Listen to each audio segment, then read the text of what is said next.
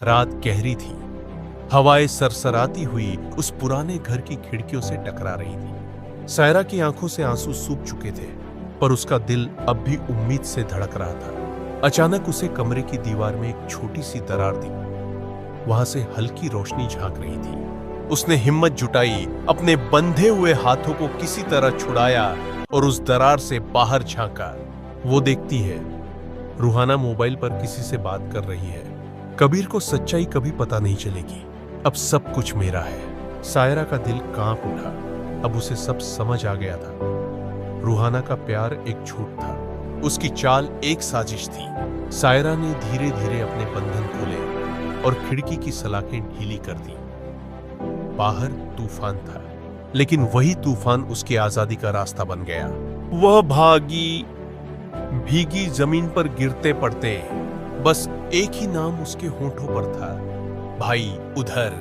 कबीर को एक पुराना पेन ड्राइव मिला जो सायरा ने उसके लिए छोड़ा था। जैसे ही उसने वीडियो चलाया, रूहाना की करतूतें सामने थी। झूठ, धोखा, लालच। कबीर का दिल टूट गया। उसकी आंखों में पछतावे की आंधियां थी। मैंने अपनी बहन पर शक कैसे किया? जारी। सच्चाई का सामना तूफान थम चुका था, लेकिन कबीर के दिल में जो तूफान उठा था वह रुकने का नाम नहीं ले रहा था। पेनड्राइव की वीडियो देखकर उसकी दुनिया बिखर चुकी थी।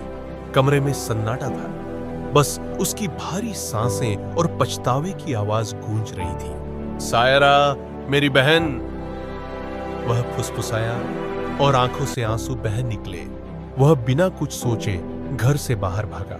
सड़कें कीचड़ में डूबी थी। हवा में अब भी तूफान की नमी थी, लेकिन कबीर को अब सिर्फ एक ही चीज की परवाह थी, अपनी बहन को ढूंढना। उधर सायरा एक पुरानी झोपड़ी में छिपी हुई थी। उसके कपड़े फटे थे, शरीर पर चोटों के निशान थे, लेकिन आंखों में अब डर नहीं, दृढ़ता थी। वह जानती थी, अगर भाई ने सच्चाई देख ली होगी तो वो जरूर आएगा। अचानक बाहर गाड़ियों की आवाज आई। झोपड़ी की दीवारों पर हेडलाइट की रोशनी पड़ी। सायरा चौंक गई। क्या ये रूहाना के लोग थे या उसका भाई?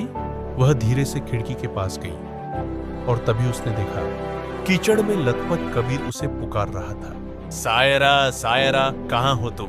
और दोनों भाई बहन सालों बाद एक दूसरे के गले लगकर फूट फूट कर रो पड़े। कबीर की आवाज कांप रही थी। मुझे माफ कर दो सायरा, मैं तुम्हारा सच नहीं समझ पाया। मैंने तुम्हें बहुत दुख दिया। सायरा ने उसका हाथ थामते हुए कहा। भाई, देर से सही, लेकिन तुमने सच्चाई जान ली। बस अब किसी को और हमारे बीच मत आने देना। उसी वक्त दूर खड़ी रूहाना ये सब देख रही थी। उसका चेहरा गुस्से और डर से भर गया था। उसे पता था अब उसका खेल खत्म हो गया है। कबीर ने पुलिस को बुलाया।